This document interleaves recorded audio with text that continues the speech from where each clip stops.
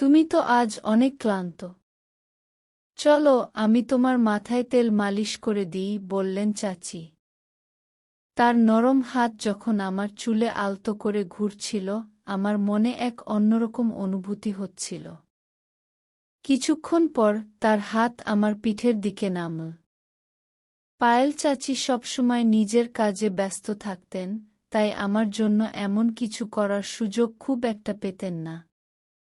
কিন্তু সেদিন রাতে চাচি নিজের হাতে আমার মাথায় তেল মালিশ করছিলেন। মালিশ করতে করতে কখন যে ঘুমিয়ে পড়লাম তা টের পাইনি। সকালে ঘুম ভাঙতেই দেখি আমার শার্ট নেই, আর চাচি আমার পায়ের কাছে শুয়ে আছেন। ওনাকে এভাবে দেখে মনটা ভরে গেল। যখন আমার বাবা মা বিদেশে চলে গেলেন, তখন আমার জীবনে একটি নতুন অধ্যায় শুরু হলো। মা-বাবা আমার যত্নের জন্য আমার চাচিকে আমাদের বাড়িতে থাকতে বললেন। পায়েল চাচি বয়স প্রায় ৪০ এর কাছাকাছি হলেও তার ব্যক্তিত্ব ও রুচিশীলতা ছিল মনোমুগ্ধকর। তার চালচলন, হাসি এবং কথার ধরন সবকিছুই একেবারে আকর্ষণীয় ছিল। আমি তার দিকে মুগ্ধ হয়ে তাকিয়ে থাকতাম। সত্যি বলতে চাচি ছিলেন সত্যিই আকর্ষণীয়। তার মুখে সবসময় এক ধরনের অদ্ভুত হাসি লেগে থাকত। আর চাচি যে আমার যত্ন নিতেন, তা এক কথায় ছিল ভীষণ আলাদা। আমার প্রতি তার এমন একটি ভাবনা ছিল, যেন আমি এখনও সেই ছোট্ট শিশু, যে প্রতিটি প্রয়োজনের জন্য অন্যের উপর নির্ভরশীল। তিনি আমার খাবার-দাবার থেকে শুরু করে পোশাক-পরিচ্ছদ সবকিছুতেই নজর রাখতেন। যেন আমার প্রতিটি ছোট-বড় দায়িত্ব তারই উপর। অনেক সময় তার এই অতিরিক্ত যত্ন আমার মনে প্রশ্ন জাগাত, কিন্তু সত্যি বলতে এর মধ্যে এক ধরনের স্বস্তি খুঁজে পেতাম। সকালে তিনি যখন আমাকে গোসল করার কথা বলতেন, তার কণ্ঠে এক আলাদা ভাব থাকত। বারবার তিনি নিজেই আমাকে গোসল করাতে চাইতেন, যেন বুঝতেই চাইতেন না যে আমি এখন বড় হয়ে গেছি। বন্ধুরা, আজকের গল্পটা অনেক বেশি স্পেশাল। তাই কেউ মিস করো না। আর গল্পগুলো ভালো লাগলে ভিডিওটি লাইক, শেয়ার এবং চ্যানেলটি সাবস্ক্রাইব করো প্লিজ। একদিন চাচি আমাকে বললেন, তুমি ছোটবেলায় কতবার আমার কাঁধে উঠে খেলতে। আমি একটু লজ্জা করে চাচিকে বললাম, চাচি, আমাকে এভাবে লজ্জা দিও না। কিন্তু তিনি থামলেন না এবং গোসলের সময় আমার দিকে তাকিয়ে রইলেন। আমার নাম সৌরভ, আর এখন আমার বয়স ২০ বছর। ছোটবেলা থেকে শুনে আসছি যে মায়ের পরেই চাচি ঠিক মায়ের মতো। এই কথাগুলো বরাবরই আমার মনে একটা প্রশ্নের জন্ম দিত, সত্যিই কি চাচি এতটা গুরুত্বপূর্ণ? তবে কখনো ভাবিনি যে চাচি আর আমার মধ্যে এমন কিছু ঘটবে যা আমি কল্পনাও করিনি। যিনি ছোটবেলায় আমার এত যত্ন নিয়েছেন, তার দৃষ্টিভঙ্গি কখন যে এতটা বদলে যাবে বুঝতেই পারিনি। একবার আমার বাবা মা ২ মাসের জন্য বিদেশে গিয়েছিলেন। মা বাড়ির দেখাশোনার জন্য একজন সহকারী পাঠিয়েছিলেন। পরদিন সকালে যখন ঘুম থেকে উঠলাম, হঠাৎ দরজার ঘণ্টা বাজল। যেহেতু মা বাবা বিদেশে ছিলেন, তাই ভাবলাম হয়তো কেউ এসেছেন। দরজা খুলতেই সামনে দাঁড়িয়ে ছিলেন এক লম্বা, সুন্দরী এবং আত্মবিশ্বাসী মহিলা। তার চোখে ছিল এক ধরনের ঝলক, আর মুখে ছিল মৃদু হাসি। তিনি হাসতে হাসতে বললেন, এই বাড়িতে একজন কাজের মহিলার দরকার ছিল, তাই না? আমি তাকে মনোযোগ দিয়ে দেখলাম এবং বললাম, হ্যাঁ, সম্ভবত আমার মা আপনাকে ডেকেছেন। তারপর তাকে বাড়ির ভেতরে নিয়ে এলাম। যখন তিনি ঘরে ঢুকলেন, আমি তাকে রান্নাঘর দেখালাম। তবে তিনি এমনই অভিজ্ঞ ছিলেন যে রান্নাঘরে কি কোথায় আছে তা সঙ্গে সঙ্গে বুঝে গেলেন, যেন আগে থেকেই এখানকার সবকিছু তার জানা। আমি ভাবলাম, এটা খুবই ভালো হলো। মা নিশ্চিন্তে থাকতে পারবেন। তখনই মাকে ফোন করে জানালাম যে কাজের মহিলা এসে গেছেন। মা এটা শুনে অনেকটাই নিশ্চিন্ত হলেন। আমিও বুঝলাম, এখন আর একা থাকার অনুভূতিটা থাকবে না। সারাদিনের কাজের পর সন্ধ্যায় কাজের মহিলাকে ছুটি দেওয়ার সময় এল। হঠাৎ করেই তিনি আমাকে বললেন, সৌরভ, সকাল থেকে তোমার সাথে আছি, কিন্তু তুমি এখনো আমাকে চিনতে পারোনি কি? তার কথা শুনে আমি অবাক হয়ে গেলাম। বললাম, আমি জানি আপনি বাড়ির কাজের সহায়তা করতে এসেছেন, তবে আর কি পরিচয় আছে আপনার? তিনি হাসতে হাসতে বললেন, আমি এ বাড়িতে কাজের মহিলা হিসেবে এসেছি বটে, কিন্তু আগে আমাকে তুমি পায়েল চাচি বলে ডাকতে। আমার নাম পায়েল। তোমার ছোটবেলা থেকে আমি তোমার দেখাশোনা করেছি। আমি বিস্মিত হয়ে বললাম, আমার জানা ছিল না যে পায়েল চাচি আমার জন্য এসেছেন। পায়েল চাচি এই কথা বলতেই তিনি আমার হাত নিজের হাতে নিলেন, আর তার স্পর্শে মায়ের মতোই এক ধরনের স্নেহ অনুভব করলাম। আমার মনে অদ্ভুত এক আনন্দের ঢেউ বয়ে গেল। আমি তাকে বললাম, এত বছর পর আপনাকে দেখে সত্যিই আমি খুব খুশি হয়েছি। সন্ধ্যা প্রায় ৬টা বাজে। তাই তাকে বললাম, আজকের কাজ শেষ, এখন আপনি বিশ্রাম নিতে পারেন, কাল সময়মতো চলে আসবেন। তখন তিনি বললেন, সৌরভ, আমার নিজের থাকার জন্য কোনো বাড়ি নেই। তুমি যদি আমার বেতনের কিছুটা কমাও তাও সমস্যা নেই, তবে যদি তোমাদের বাড়িতে একটি ঘরে থাকতে পারি তাহলে ভালো হয়। আমি সঙ্গে সঙ্গে মাকে ফোন করে সব জানালাম। মা বললেন, আমাদের বাড়িতে তো একটি ঘর খালি আছে, ওটা তাকে দিয়ে দাও। ও থাকলে তোমার কোনো প্রয়োজন মুহূর্তেই পূরণ করবে, তোমার ছোটখাটো কাজে সাহায্য করবে। মায়ের কথা শুনে আমি তাকে সেই ঘরটি থাকার জন্য দিলাম। তিনি সঙ্গে কোনো পোশাক আনেননি, তাই মায়ের কিছু পুরনো শাড়ি তাকে দিলাম এবং মায়ের ঘরে পোশাক পাল্টানোর কথা বললাম। আমি বাইরে চলে এলাম। প্রায় ১-০ মিনিট পরে আমি মায়ের ঘরে গেলাম, কারণ আমার ফোনের চার্জার দরকার ছিল। তবে ভুলে গিয়েছিলাম যে চাচি তখন ঘরেই ছিলেন। আমি দেখলাম চাচি পোশাক পরিবর্তন করছেন।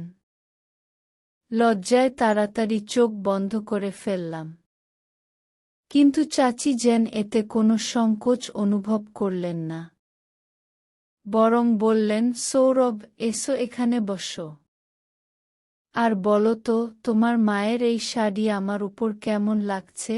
তার পোশাক পরিবর্তনের মধ্যেও তিনি আমাকে সামলে বসতে ডাকছিলেন, কিন্তু আমার মনে হলো এটা ঠিক নয়। চাচি দেখতে অত্যন্ত সুন্দর ছিলেন। বয়স প্রায় ৪০ হলেও তার শরীর ও চেহারা বয়সের চেয়ে অনেক কম মনে হতো। কিছুক্ষণ পরে তিনি মায়ের শাড়ি পরে ঘর থেকে বেরিয়ে এলেন, আর পুরনো শাড়িতেও তাকে চমৎকার দেখাচ্ছিল। এইভাবে কয়েকদিন কেটে গেল। পায়েল চাচি প্রায় ১-০ দিন ধরে আমাদের বাড়ির কাজ দেখাশোনা করছিলেন। একদিন তিনি আমার ছোটবেলার অনেক স্মৃতি শোনালেন। সেসব শুনে আমি যেন নিজের শৈশবে ঘিরে গেলাম।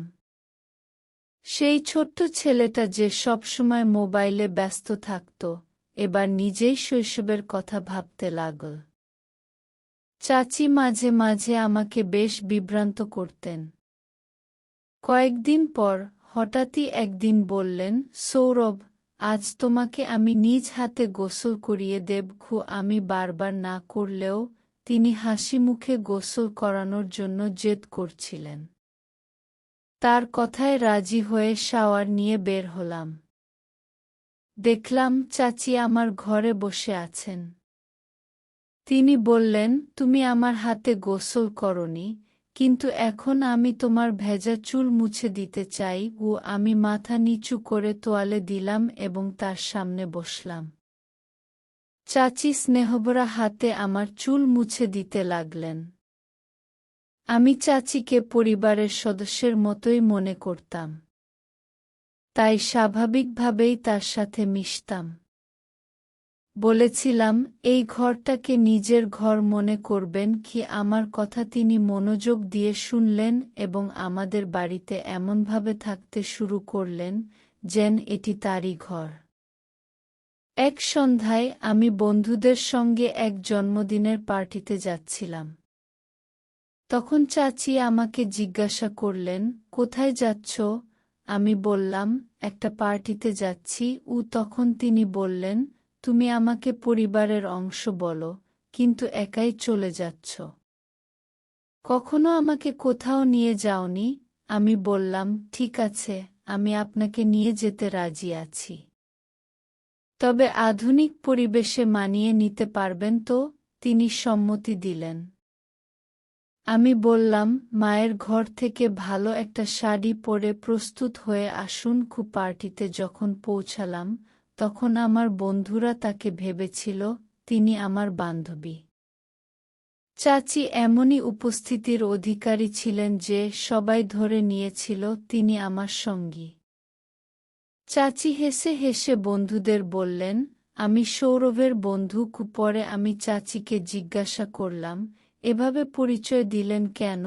তিনি মুচকি হেসে বললেন, তোমার বন্ধুরা যা ভেবেছে তা দেখে তোমার মুখ দেখার মতই ছিল। আমি হেসে বললাম, মাফ চাওয়ার কিছু নেই, ঠিকই করেছেন গু। সেদিন রাতেই চাচি আমার ঘরে এসে বললেন, তুমি অনেক ক্লান্ত হয়ে পড়েছ।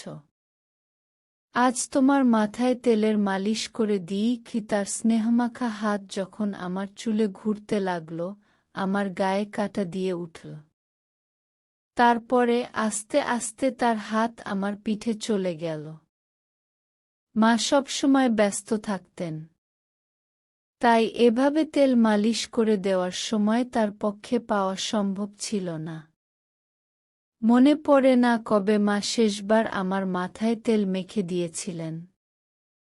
পায়েল চাচিও সাধারণত এতটা সময় দিতে পারতেন না, কিন্তু সেদিন রাতে তিনি নিজের হাতে আমার মাথায় তেলের মালিশ করছিলেন। মালিশের আরাম পেয়ে কখন যে গভীর ঘুমে তলিয়ে গিয়েছিলাম বুঝতেই পারিনি। পরদিন সকালে ঘুম থেকে উঠে দেখি পায়েল চাচি আমার পায়ের কাছে শুয়ে আছেন। তাকে জাগিয়ে হেসে বললাম, তুমি আমার পায়ের কাছে কি করছ? চাচি মুচকি হেসে বললেন, গত রাতে তোমাকে মালিশ করতে করতে আমারও ঘুম চলে এসেছিল। সকালে চাচি হঠাৎ আমাকে একটা প্রশ্ন করলেন যা আমাকে ভাবিয়ে তুলল। তিনি বললেন, গত রাতে যখন তোমার কাঁধে হাত রেখেছিলাম তুমি এত তাড়াতাড়ি ঘুমিয়ে পড়লে। তোমার মা কি কখনো তোমার মাথায় মালিশ করতেন না? আমি সরাসরি কিছু বলিনি, কারণ জানতাম মা সবসময় তার কাজ নিয়ে ব্যস্ত থাকেন। তাই পরিবর্তে বললাম, না না, আমার মা সবসময় আমার যত্ন নেন, এমন কিছু নয়। পায়েল হেসে মাথা নাড়লেন এবং বাইরে চলে গেলেন। এরপর আমরা দুজন একসঙ্গে নাস্তার টেবিলে বসলাম।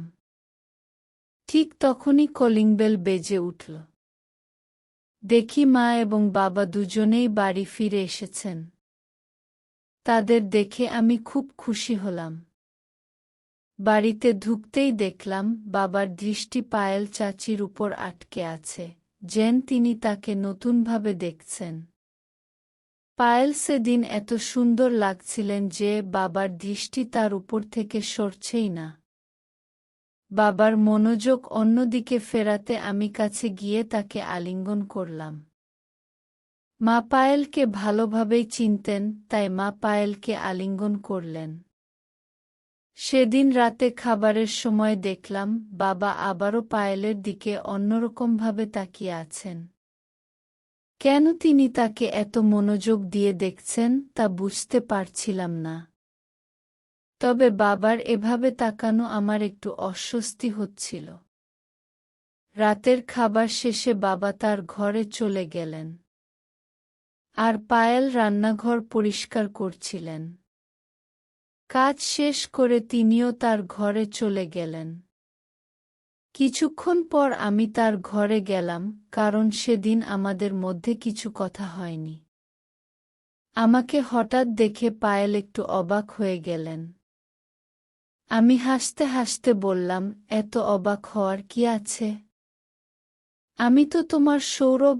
পায়েল মুচকি হেসে বললেন, তুমি এত চুপি চুপি এলে যে একটু ঘাবড়ে গিয়েছিলাম। কিছু দরকার ছিল? আমি বললাম, না পায়েল, বিশেষ কিছু দরকার ছিল না। সেদিন তেমন কথা বলা হয়নি, তাই ভাবলাম একটু দেখা করে যাই। পায়েল হেসে বললেন, ঠিক আছে, যখনই দরকার পড়ে আমাকে ফোন করো। আমি তোমার জন্যই এখানে আছি। কি তার কথায় আমি হেসে দিলাম, তারপর ঘর থেকে বেরিয়ে এলাম। পরদিন সকাল হয়ে গেল। সকাল ১:০০টা বাজলেও নাস্তা তৈরি ছিল না। সাধারণত পায়েল প্রতিদিন সকাল ৮টায় আমার জন্য নাস্তা নিয়ে আসেন, কিন্তু আজ ৯টা পেরিয়েও কিছু আনেননি। তখন আমি রান্নাঘরে গেলাম দেখতে কি হচ্ছে।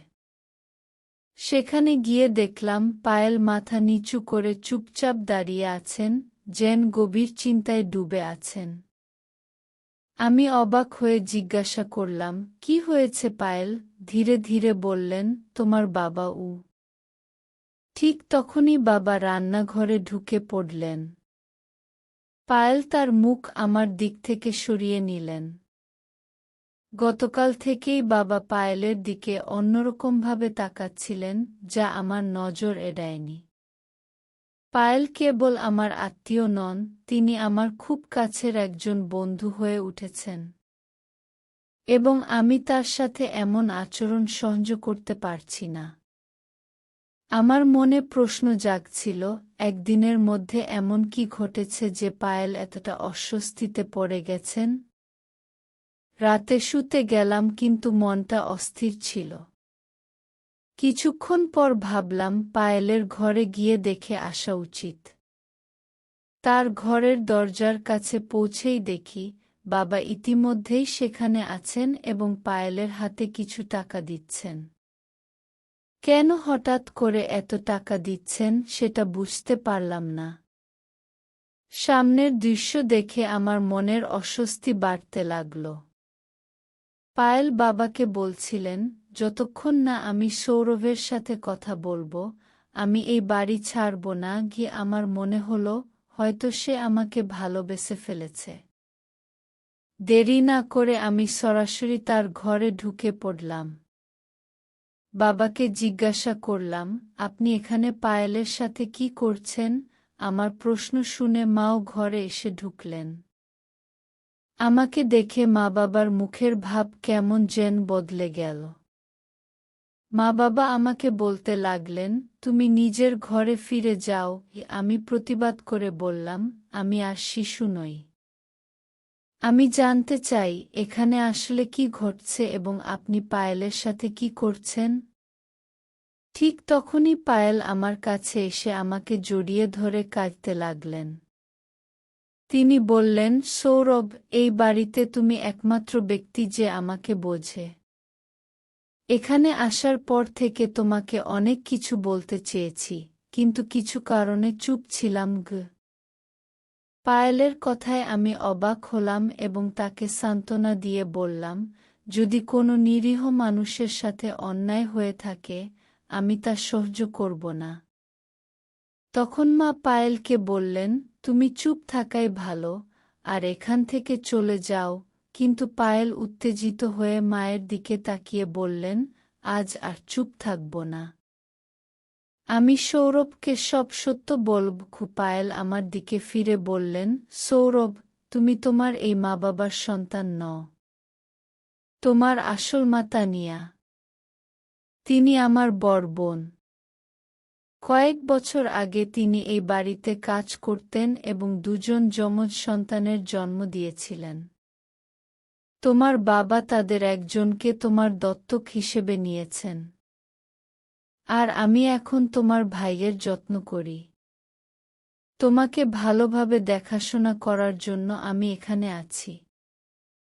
এই কথা শুনে আমার মনে নতুন প্রশ্ন তৈরি হলো। আমি পায়েলকে দূরে সরিয়ে বললাম, আমি আপনার কথায় বিশ্বাস করি। আপনি আমার মায়ের মতোই। তবে আমি নিজের জীবন নষ্ট করতে চাই না। আপনি যা বলছেন যে তারা আমার আসল বাবা মা নন, আমি তা মেনে নিতে পারছি না। তাদের প্রতি আপনার অভিযোগ শুনে ভালো লাগছে না। কারণ তারা আমাকে নিজের সন্তানের মতোই ভালোবাসা এবং যত্নে বড় করেছেন।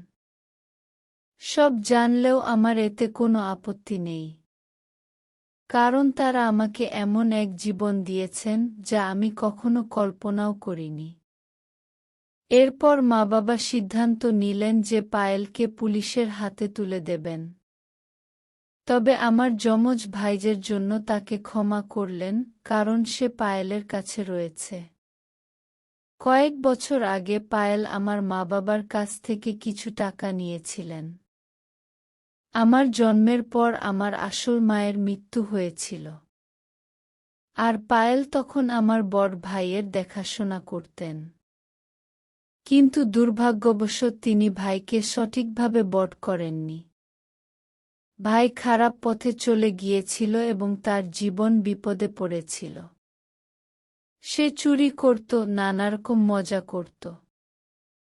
আর এখন আবার আমার মা-বাবার কাছ থেকে টাকা আদায়ের চেষ্টা করছিল। কিছু গয়না সে চুরি করেছে, কিন্তু তাতেও সে সন্তুষ্ট ছিল না। পায়েল আমার মা-বাবার কাছে ২০ লাখ টাকার দাবি করেছিল। কিন্তু এবার মা-বাবা তাকে স্পষ্টভাবে না করে দেন। তখন সে তাদের হুমকি দিতে শুরু করে মা-বাবা তাকে কিছু টাকা দিয়ে বাড়ি থেকে চলে যেতে বললেন। পায়েল আমাকে নিজের প্রতি বিশ্বাসী করাতে চেয়েছিলেন, আমাকে মায়ায় ফাঁসাতে চেয়েছিলেন। কিন্তু তার আসল চেহারা প্রকাশ পাওয়ায় আমার মনের সমস্ত ভালোবাসা ফিকে হয়ে গেল। কয়েক বছর আগে মা-বাবা আমাকে দত্তক নেওয়ার জন্য পায়েলকে কিছু টাকা দিয়েছিলেন, কিন্তু সে সেই টাকা সঠিকভাবে ব্যবহার করতে পারেনি। আমার বড় ভাইকেও সে সঠিকভাবে বড় করতে পারেনি। যদি সময়মতো সে সেই টাকার মূল্য দিত এবং তার যথাযথ যত্ন নিত, তাহলে হয়তো আজ আমার বড় ভাই সঠিক পথে থাকত। কিন্তু পায়েল তাকে সঠিক শিক্ষা বা দিশা কিছুই দিতে পারেনি। এই কারণে মা-বাবা তাকে আমাদের জীবন থেকে দূরে সরিয়ে দেন এবং আমার বড় ভাইকেও দত্তক নেন, নিজের সন্তানের মতো করে বড় করেন। আমি আমার মা-বাবার প্রতি অত্যন্ত কৃতজ্ঞ, যারা আমাকে ও আমার ভাইকে এত সুন্দর জীবন দিয়েছেন।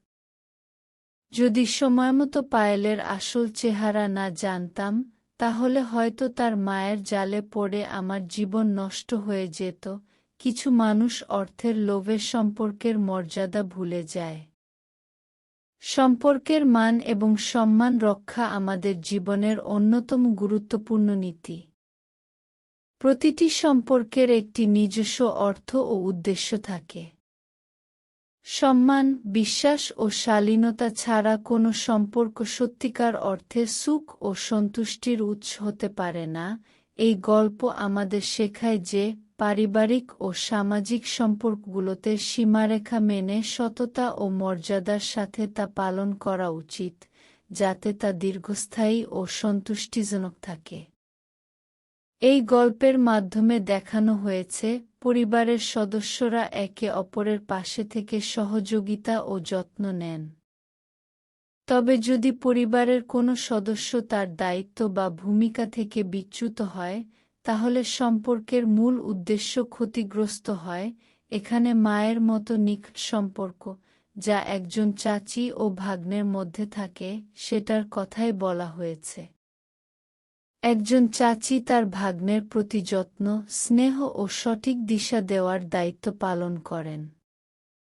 কিন্তু যখন সম্পর্কের মধ্যে লোভ বা স্বার্থ ঢুকে পড়ে, তখন সেই সম্পর্কের পবিত্রতা ও মর্যাদায় আঘাত লাগে। এই গল্প আমাদের বুঝতে সাহায্য করে, প্রতিটি সম্পর্কের নিজস্ব সীমারেখা আছে এবং সেই সীমার মধ্যে থেকে সম্পর্ক বজায় রাখা জরুরি। পরিবারের প্রতিটি সদস্যের প্রতি সম্মান ও ভালোবাসা থাকা উচিত, যা একটি মজবুত ও বিশ্বাসযোগ্য বন্ধন তৈরি করে। যদি সেই বন্ধনে সন্দেহ বা অবিশ্বাস আসে, তবে সম্পর্কটি ভেঙে যাওয়ার পথে চলে যায়। তাই প্রতিটি সম্পর্ককে তার সঠিক স্থানে রাখা প্রয়োজন, যাতে পরিবারের প্রতিটি সদস্য নিরাপদ ও মর্যাদাপূর্ণ বোধ করেন। এছাড়া, যখন আমরা কোনো সম্পর্কে থাকি, তখন আমাদের চিন্তা, অনুভূতি ও কাজের স্বচ্ছতা থাকা জরুরি। যদি কোনো সম্পর্ক স্বার্থপরতা, লোভ বা অন্য কোনো খারাপ উদ্দেশ্যে পরিচালিত হয়, তবে সেটি কখনোই সঠিক পথে এগোতে পারে না। এই গল্পটি আমাদের শেখায় যে সম্পর্কগুলো শুধুমাত্র বাহ্যিক নয়। এগুলো আমাদের নিজস্ব মূল্যায়নকেও প্রভাবিত করে। যখন আমরা সম্পর্কের মর্যাদা ও নীতিমালা লঙ্ঘন করি, তখন তা শুধু আমাদের সমাজে নয়, নিজেদের কাছেও অপমানজনক হয়ে ওঠে। তাই প্রতিটি সম্পর্ককে সম্মান এবং দায়িত্বের সাথে পালন করা উচিত। এই গল্পে চাচির চরিত্রটি একটি আদর্শ প্রতীক, যা দেখায় কিভাবে সম্পর্কের যত্ন নেওয়া এবং তাদের মর্যাদা রক্ষা করা আমাদের কর্তব্য। তিনি যেভাবে তার ভাগ্নেকে যত্ন সহকারে কাছে টেনেছেন এবং দায়িত্ব নিয়েছেন, তা প্রশংসনীয়। তবে যদি কোনো সম্পর্কের মধ্যে আবেগজনিত দ্বন্দ্ব দেখা দেয়, তখন সেই সমস্যার যথাযথ সমাধান খুঁজে বের করা উচিত, ভুল ভাবনায় প্রভাবিত না হয়ে। এই গল্পের আবেগময় দ্বন্দ্ব আমাদের বোঝায় যে জীবনে এমন সময় আসে, যখন আমাদের নিজেদের আবেগ নিয়ন্ত্রণে রাখা উচিত এবং ভুল পথে না ভেসে সমাধানের চেষ্টা করা উচিত। তাছাড়া, এই গল্পটি আমাদের শেখায় যে অনেক সময় সম্পর্কের মধ্যে কিছু দূরত্ব বজায় রাখাও প্রয়োজন হতে পারে। এই দূরত্ব মানে নেতিবাচক কিছু নয়, বরং এটি সীমার প্রতীক, যাতে সম্পর্কের মধ্যে ভুল বোঝাবুঝির অবকাশ না থাকে। প্রতিটি সম্পর্কের মধ্যেই এমন কিছু শিক্ষা থাকে, যা আমাদের জীবনের মূল্যবান গুণাবলীর বিকাশ ঘটায়। যতক্ষণ পর্যন্ত সম্পর্কের মর্যাদা অটুট থাকে, ততক্ষণ পর্যন্ত তার প্রভাবও ইতিবাচক থাকে। এই গল্পটি আমাদের শেখায় যে সম্পর্কের মধ্যে শৃঙ্খলা ও আত্মনিয়ন্ত্রণ রক্ষা করা কতটা গুরুত্বপূর্ণ। সম্পর্কের মধ্যে অযথা আচরণ বা সীমালঙ্ঘন শুধু সম্পর্ককেই নয়, আমাদের ব্যক্তিত্বকেও ক্ষতিগ্রস্ত করতে পারে। তাই সম্পর্কগুলোতে সততা ও স্বচ্ছতার মূল্য অপরিসীম। যখন আমরা সম্পর্কের সীমা ও মর্যাদা বজায় রাখি, তখন সমাজে একটি ইতিবাচক পরিচিতি তৈরি হয় এবং সম্পর্কগুলো সত্যিকারের আনন্দের উৎস হয়ে ওঠে। এই গল্পের মূল শিক্ষাটি হল, প্রতিটি সম্পর্কেরই নিজস্ব মর্যাদা আছে এবং তার প্রতি সম্মান দেখানো আমাদের কর্তব্য। যখন আমরা এই দায়িত্ব পালন করি, তখন জীবনে সুখ ও শান্তি আসে। সম্পর্কের মূল্য শুধু একত্রে থাকার মধ্যে নয়, বরং সঠিক চিন্তা, সম্মান ও সততার সঙ্গে তা পালন করার মধ্যেই থাকে। তাই গল্পটি আমাদের বোঝায় যে সম্পর্কগুলোকে বুদ্ধিমত্তা, শ্রদ্ধা ও সত্যের সাথে পালন করা উচিত, যাতে তারা সবসময় সুন্দর, সজীব ও প্রেরণাদায়ক থাকে। এই গল্পের সারমর্ম এটাই যে প্রতিটি সম্পর্কের মধ্যে একটি সীমারেখা থাকে, যা তাকে পবিত্র এবং নিরাপদ রাখে। এই সীমারেখা মেনে চলা উচিত, যাতে আমাদের সম্পর্কগুলো যেমন মজবুত থাকে, তেমনি আমাদের সমাজে একটি ভালো ও প্রেরণামূলক ভাবমূর্তি তৈরি হয়। বন্ধুরা, যদি এই গল্পটি ভালো লেগে থাকে, তাহলে দয়া করে ভিডিওটি লাইক করুন এবং আমাদের চ্যানেলটি সাবস্ক্রাইব করুন। পাশে থাকা বেল আইকনটি প্রেস করুন, যাতে আমরা যখন নতুন ভিডিও আপলোড করি, তার নোটিফিকেশন সবার আগে আপনার কাছে পৌঁছে যায়। ধন্যবাদ। দেখা হবে আমাদের পরবর্তী ভিডিওতে।